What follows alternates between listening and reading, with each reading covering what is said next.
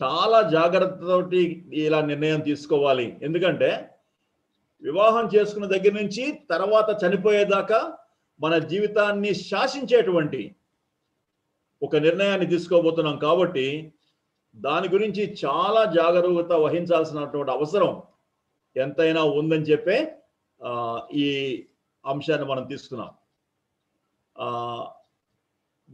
వివాహం చేసుకోబోయేటువంటి మనుషులకి కొంత మెచ్యూర్ మైండ్ ఉండాలి. మెచ్యూర్ మైండ్ అంటే కొంత పరిపక్వత ఉండాలి. ఆ పరిపక్వత కానీ లేకపోతే తప్పుడు నిర్ణయాలు తీసుకునేటువంటి ప్రమాదం ఉంది. వివాహం అనగానే ఏదో ఒక అమ్మాయి అబ్బాయి కలిసి ప్రేమలో పడి లేకపోతే ఆస్తిపాస్తులు చూసి పెళ్లి చేసుకోవడం మాత్రమే కాదు.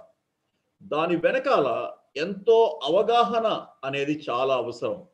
సో ఆ అవగాహనని కలిగించడానికే మనం ఈ యొక్క ఏర్పాటు చేసుకున్నాం.